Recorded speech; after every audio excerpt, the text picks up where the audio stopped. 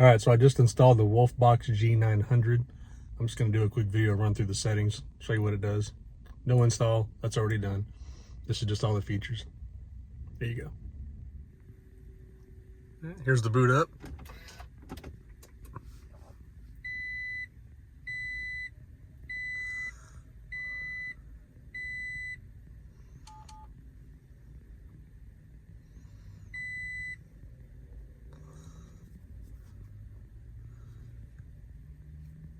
Go through the settings first.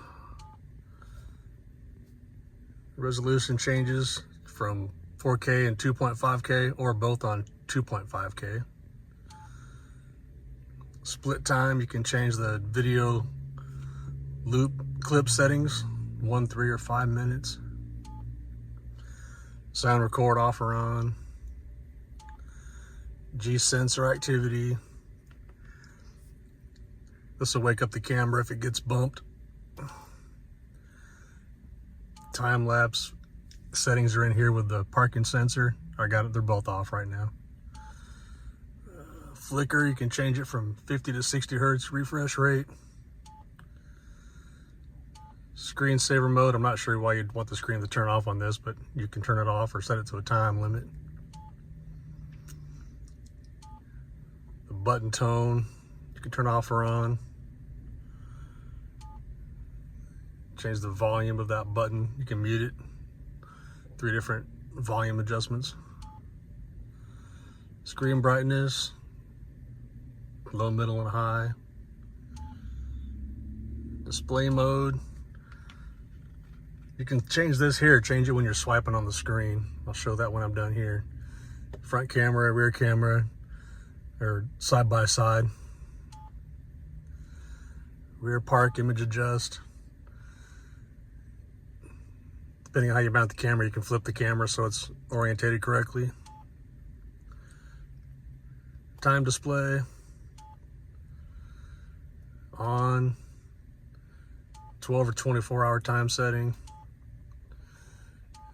Turn daylight savings time off or on here. Adjust the time format. The reverse mode, which I don't have that connected because I got a dash cam in my radio. Fatigue reminder, which I have that turned off too. Time zone settings. If you have the GPS antenna connected, it's automatically going to set the time. You just got to set the correct time zone. It'll also do the date. And when you connect the GPS, it gives you the function to enter the miles per hour, kilometers. It'll give you the GPS coordinates where you're at. The GPS display, which shows your direction and speed on the screen when you're driving.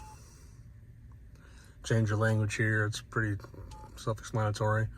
Format the SD card, which you need to do before you start using the camera. You don't want to reset to factory. The about page gives the firmware, the website, and the model number. And if you need help, there's a QR code to scan here to pull up all the stuff you need. Go back to the main screen. That's the rear view camera that I got mounted on the back of the rack of my truck so I don't have to duck anymore. Nothing's in my way.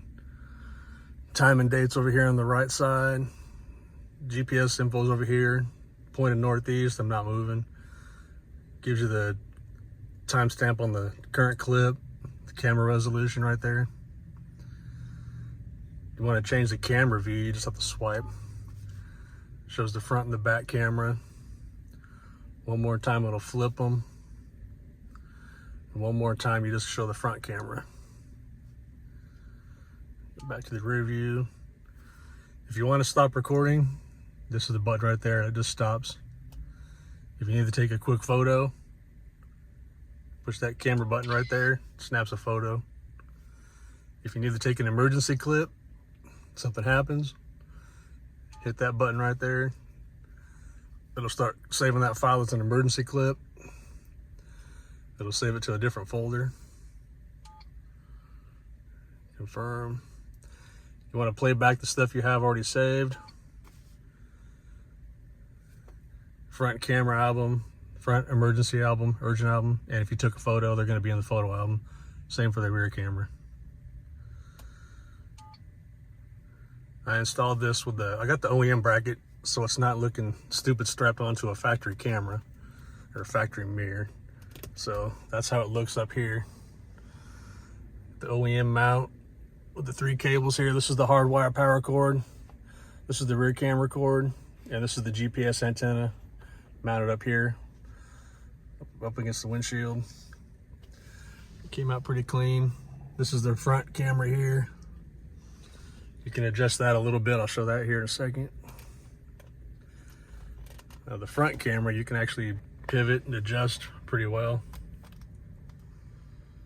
to make up for how you have the screen set up.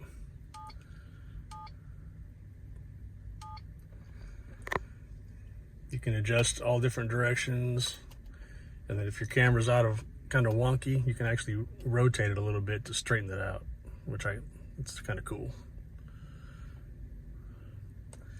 And if you need to adjust the view on the screen, you got to be on one of the individual screens. You can just swipe up and down. It'll change the view of that camera.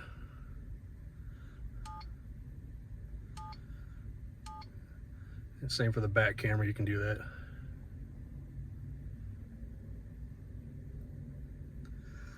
All right, let me go show you where I got the back camera installed.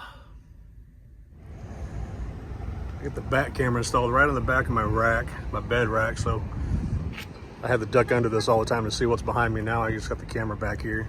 I might move it. I'd rather have it up here out of the way, but this is what worked with the mount that they sent. I'll make something up to put it up a little higher under the tent, out of the way so it doesn't get bumped. And I got the cable routed down here, coming through where I have my brake light and my bed lights coming out there. That's about it. Here's a quick clip showing the GPS tracking the direction and speed while it's recording.